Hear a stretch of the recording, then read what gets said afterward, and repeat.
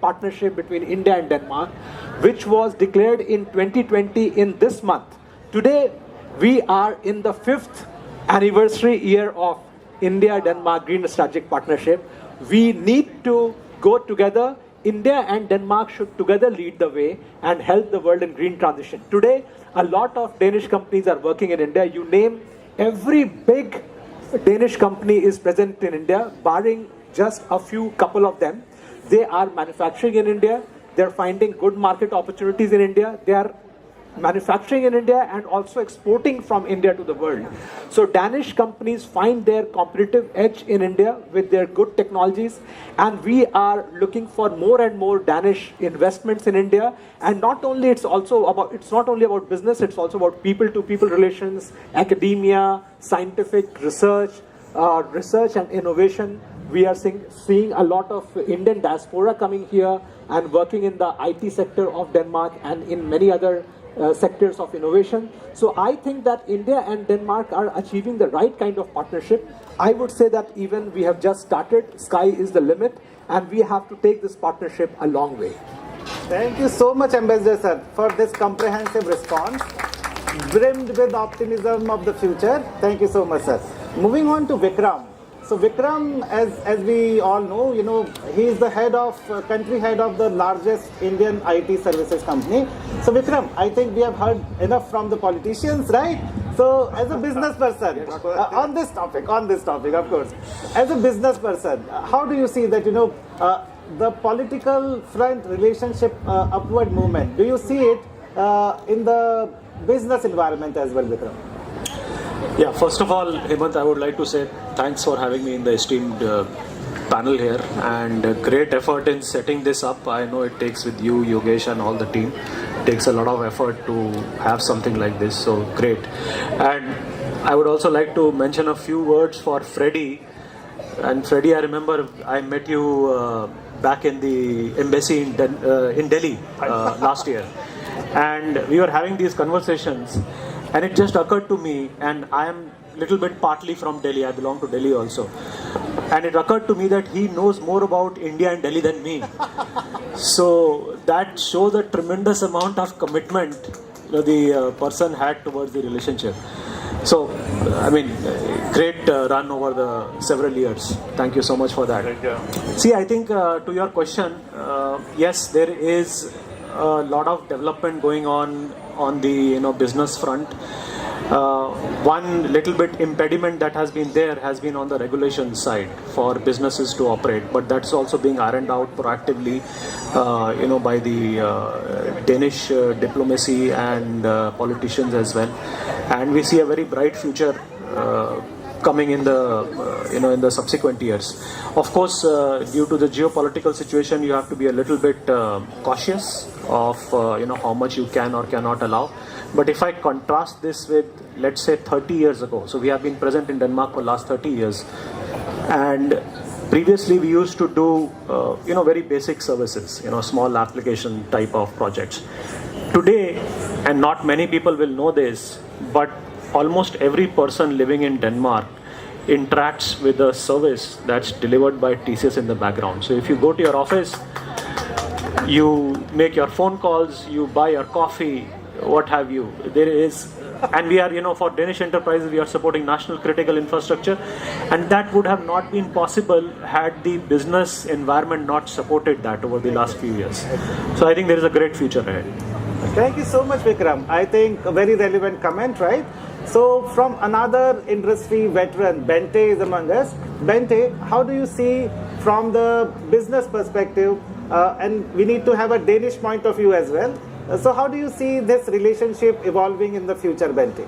Well, thank you, and thank you again. Also, I'd like to thank you for having me here. It's a pleasure, and I'm really excited to see this event taking place.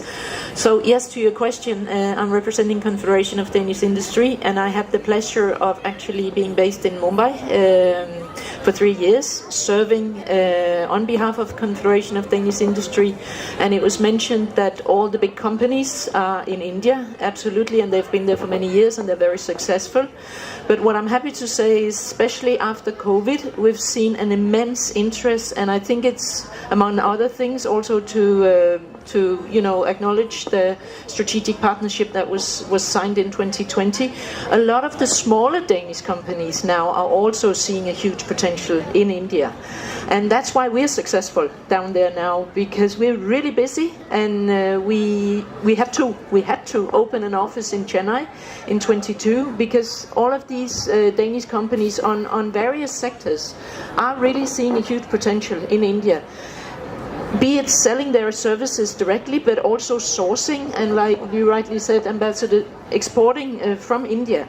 So across, you could say, the value chain, there is a huge potential for Danish companies across sectors, and they are buying into it, and they are investing in relationships in India, because to be successful in India you have to be present, and they're realizing that, and they see the potential for the long run in India. So I believe we will be busy in years to come, and many more Danish companies will see the potential and have success in India. That's what we see. And Bente, it is such an important point, and glad to know that you have yourself experience of living in India. See, India is like your lover. That is what the analogy I gave, right? You have to love it all. You cannot pick and choose, right? If you are picking and choosing, it would not be that great of an experience. So thank you so much for that, and bringing the point on even small and medium scale industries, when they get interested, it means the roots are getting stronger. Thank you so much for that answer, right? So from political and business environment, see, we cannot avoid discussion on the geopolitical situation that we are all in, right?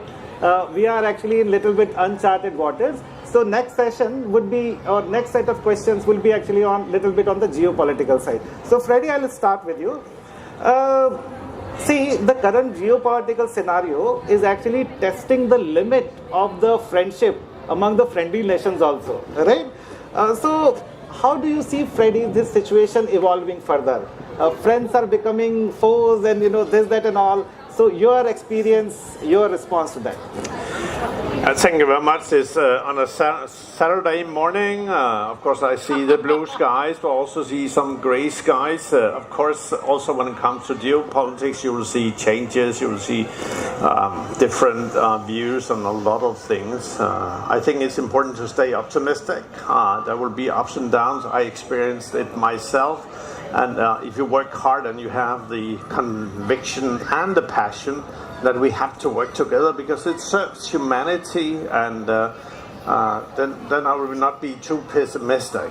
Of course, you need trust, and now I'm no longer a diplomat, and when I was a diplomat, I was not always that diplomatically in my views. But I will say the following, and I hope people will listen carefully. Of course, I've followed what has happened, and you alluded to friends and foes and whatever and whatnot. I think it's important to take note of how India really tackled this big challenge that we have seen, and I can call it out from US. Suddenly praising Modi, Prime Minister Modi and India, and next hour is the worst kind of friendship or foe you could have. I think this is domestic politics, leave that aside. But India stood firmly on its feet, did not change an inch, and I think that is really what we have to look into. And therefore, I've always said, no cheating, no preaching. It was not always well perceived here in Denmark, but I stand by this one-liner, because we can't come, whether we are US, whether we are Denmark, we can't come and tell a nation of the size and with a huge, very old but strong culture like India what to do and what not to do.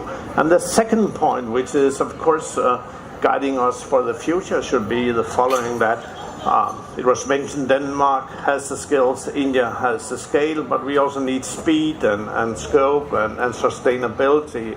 And if I had a word to say, we should add science next time, because that's also about innovation, scale-ups and so forth.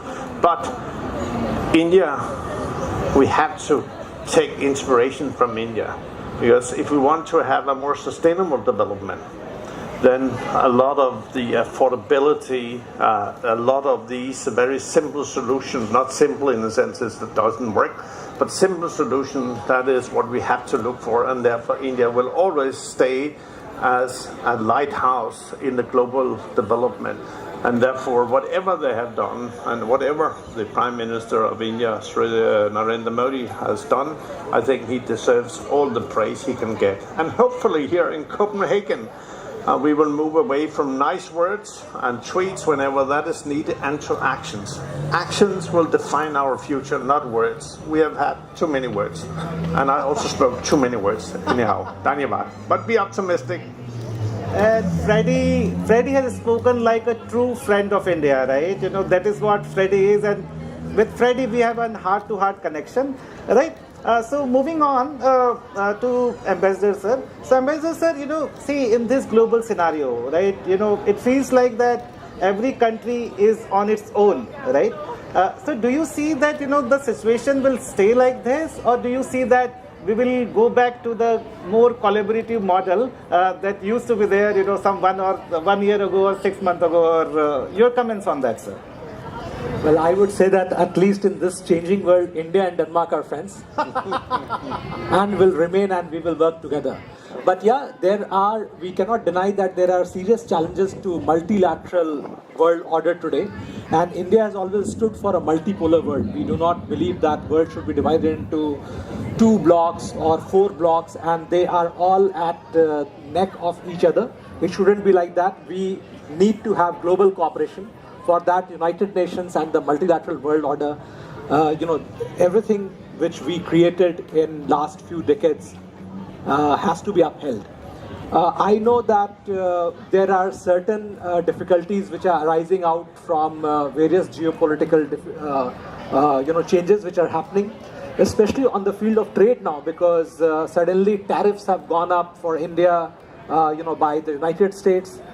We see this a specific example that how you know, tariffs are being threatened for every nation, but also for India, and that was a real surprise. But let me say, without going into further into this thing, that India has always believed in working with its partners everywhere in the world, and we always approach any difficulty with a very constructive you know,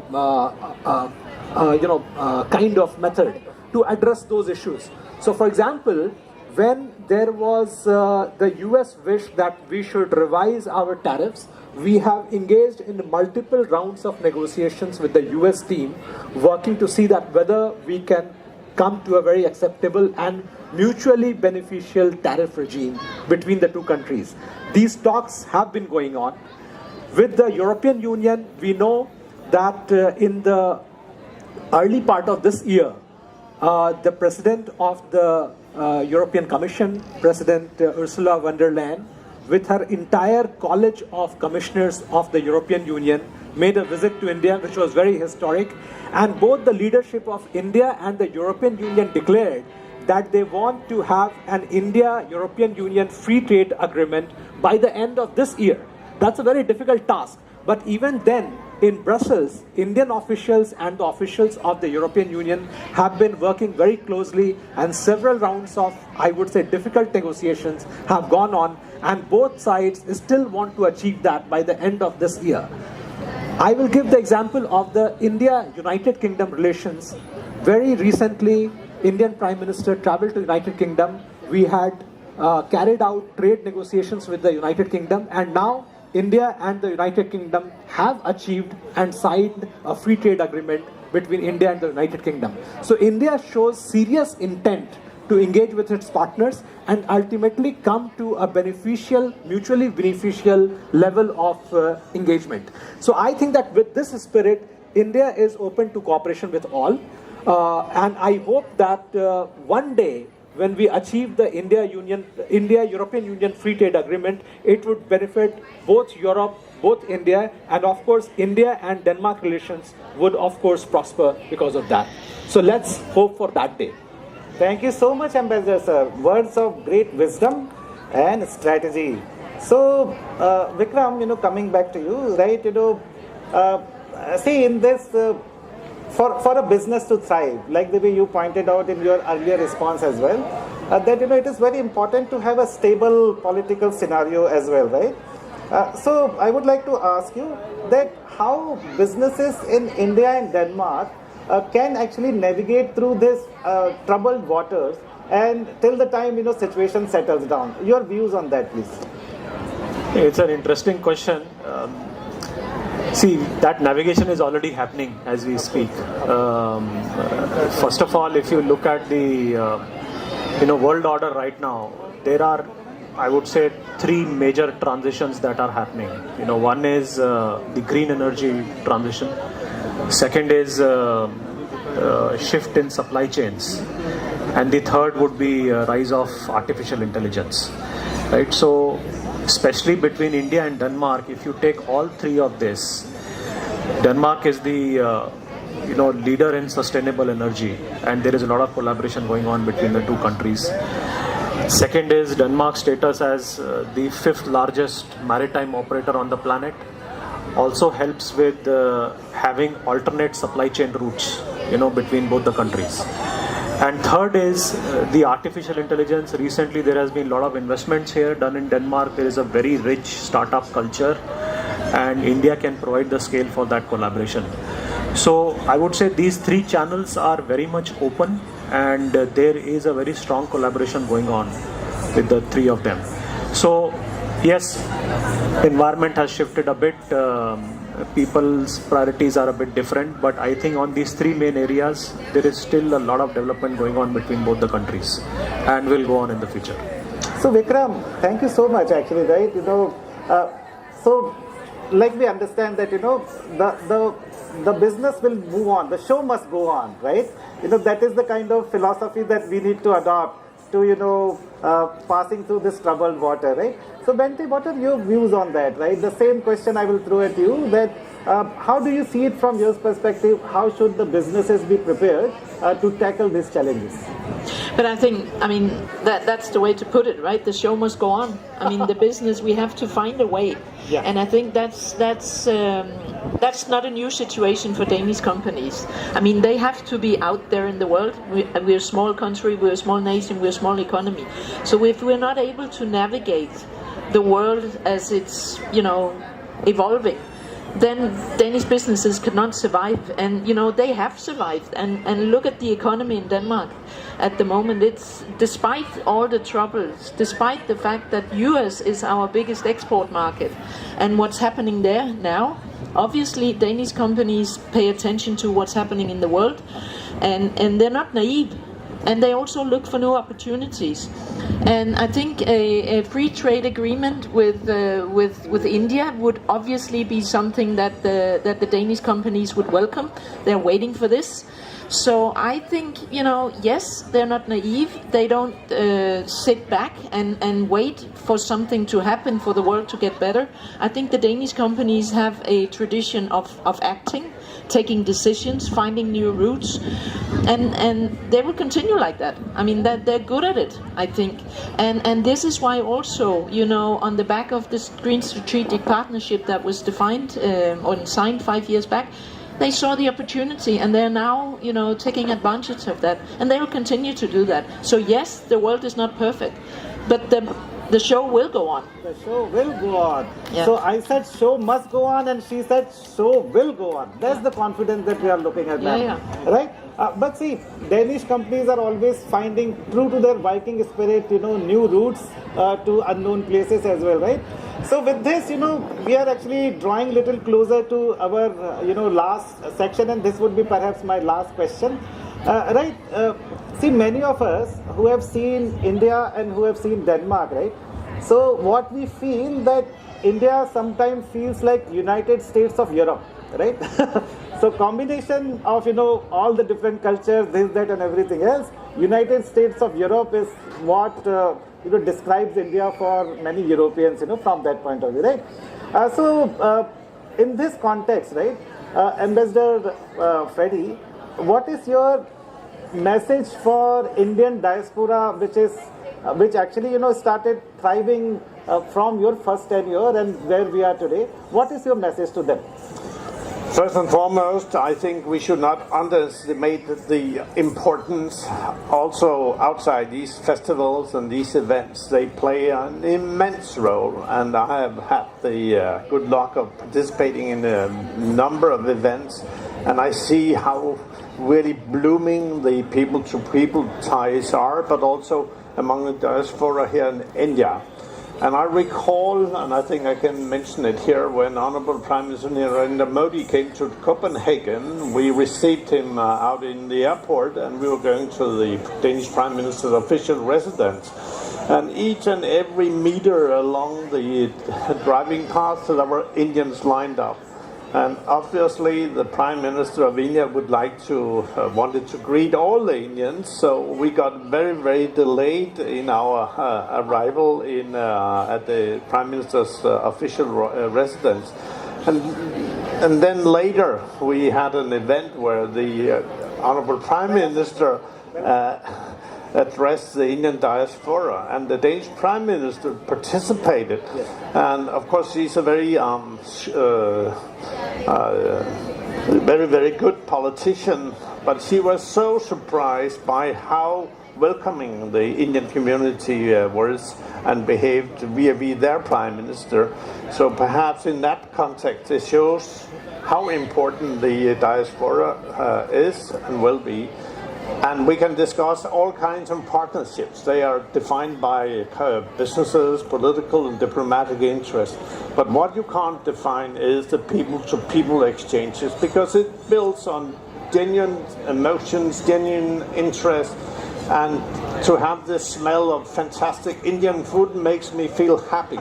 So if I'm sitting with a Danish politician or an Indian politician, I can only have dreams. But when I can taste and sense the Indian food, I feel at home. So develop your passion, secure that you are taking as an ambassador. Unfortunately, we did not have too many Danes in India, but they can come. But it's important really to grow these people-to-people relationships. These are ties which are so genuine, they should be secured in the future as well. Dhanyavad. Thank you so much, Freddie. And Freddie, you can actually blame us for that delay, because we, along with all other Indian associations, were responsible for putting all the people out there and managing Prime Minister Matte's program as well. Thank you so much. Moving on to Ambassador Sir. So Sir, what is your message to Indian diaspora, and then how do you see that, what is your key message for diaspora here? I would say that this platform on which we are assembled is also a message, not only to the Indian diaspora, but also to people of Denmark, that how we want to build genuine friendship, which would help us go a long way in our relationship. I would say that time has come that there is more awareness of India in Denmark. Well, India is a distant country, a very large and populous country, but it plays a big role in world affairs today. It is rapidly growing, it has immense potential, and of course it would be good that if Denmark and India engage more and more. For the people of India, there should also be immense awareness of what Denmark is today. Long back, when we were all in schools, we all used to read this standard line in our school textbooks, ask any Indian, that Denmark is a land of rivers of milk. So, which is exactly true. But it is, of course, much more than that, and how to manage all that. So, when we are talking of Indian diaspora today seeks a lot of opportunity outside India, little realizing that Denmark is a very welcoming place with English-speaking environment as the second language, but widely spoken. Danish companies are ready to engage. And as an immigrant diaspora community, if you bring positive contribution to the society, then and only then you are welcome. And I think that the Indian community fits that bill in very, very great measure. And I think when we come to Denmark, we also bring a message that we are a peace-loving community, respectful of local culture, and also willing to integrate. And that is the message, how these are the things on which modern relationships between countries are built upon.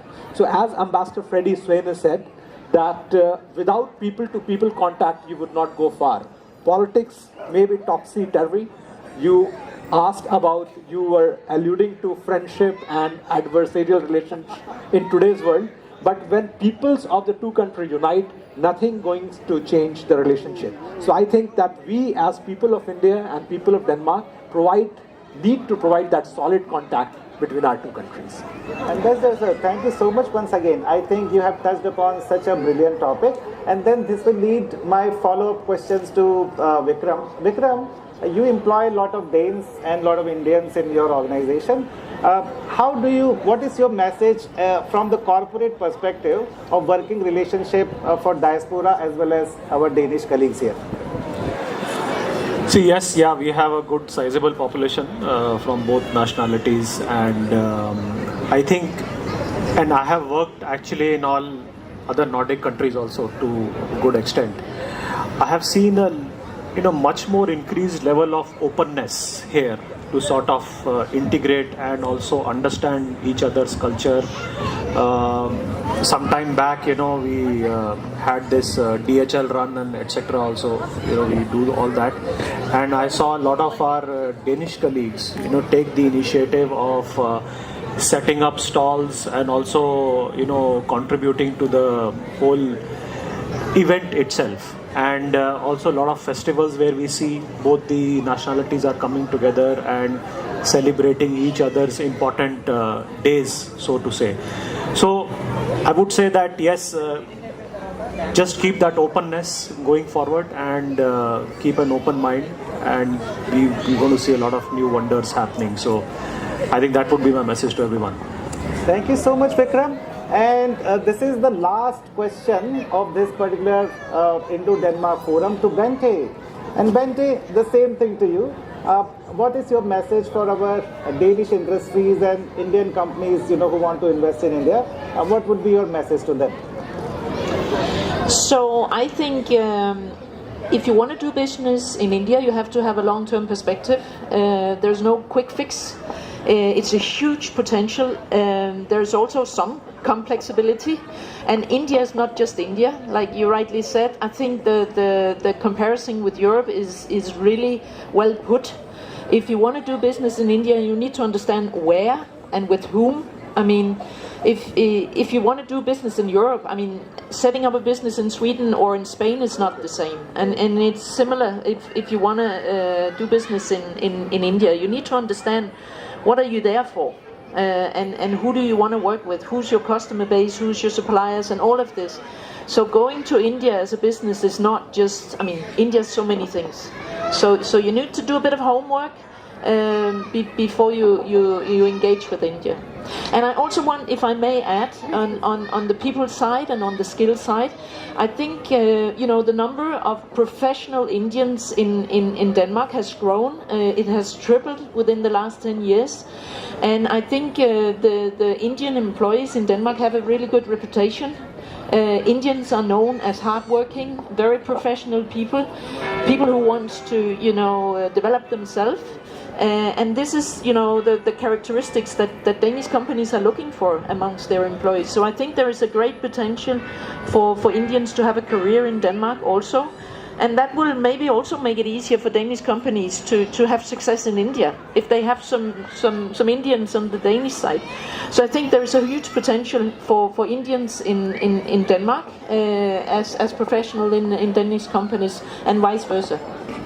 Thank you, Bente. It is actually, raising our optimism as an overall thing. And I'm just, putting in conclusion for all of us. I think, we all believe in that conclusion. So the way to this relationship is actually perfectly summarized, that it is people to people connect. And, once the foundations